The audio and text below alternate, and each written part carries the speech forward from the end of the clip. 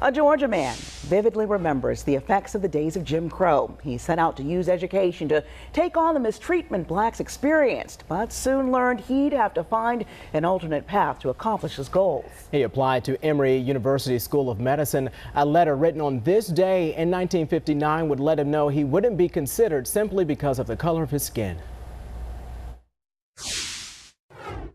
I took my mother to the doctor one time, and they took us around to the back of the doctor's office, took us in a little back room, and she sat on a Coca-Cola crate waiting for the doctor to finish seeing patients to take care of her.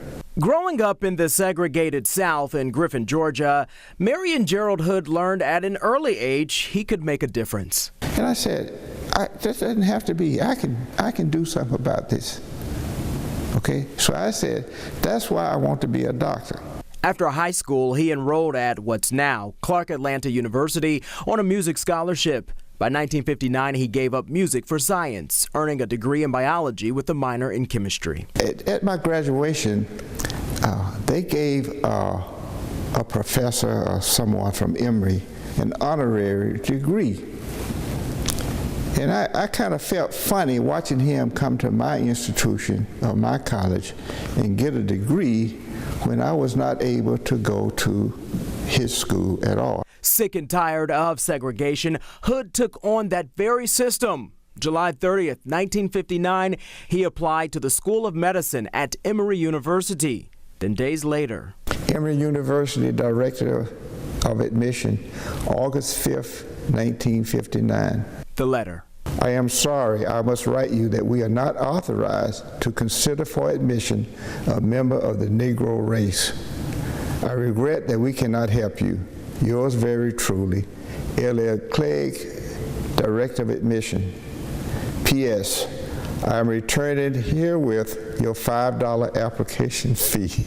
Do you remember how you felt when you got it? It was expected. That rejection was not a rejection.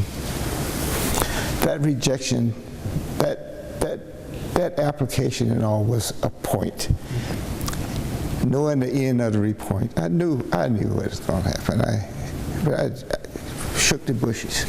Point proven, Hood pressed on, enrolled in graduate school at Howard University in Washington, D.C., but transferred, and in 1966 in Chicago, earned a medical degree from Loyola University School of Medicine.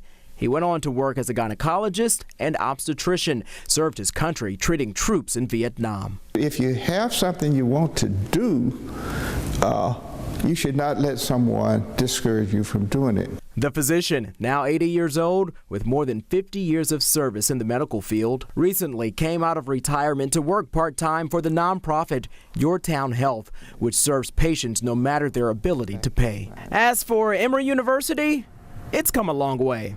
Today, 23% of the School of Medicine's entering first-year students this fall are black, the highest in the school's history. Black students make up 10% of the student body, minority students 32%. It's a shame it took 60 years, but it's moving in the right direction. There's still barriers, and if you let one little hurdle stop you, you don't try to jump that hurdle or walk around that hurdle some kind of way, you're never going to finish the race. I don't hold them personally responsible for what's happening to me. They were just following the rule of the good old South at those days.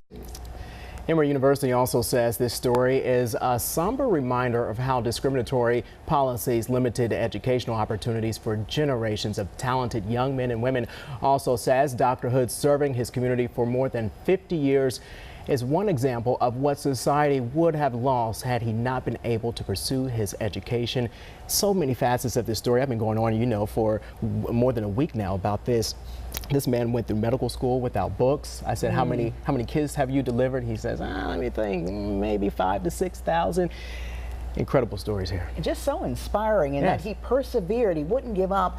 He could have so easily done so when he received that rejection letter. Yeah, and he is the kindest man. He has the best spirit, the best heart. He has no ill will against the university. Matter of fact, when I met him in his driveway, he had an Emory University shirt on. It was so interesting. I love it. Yes, it's great. It's great. Deidre knows all how excited I've been about this story. Do want to tell you that the great doctor, he says that he wouldn't put any pressure on the university to make anything right. He doesn't want anything, but he says it would be nice to see them, you know, if they did something to make amends. They're acknowledging this history and embracing it.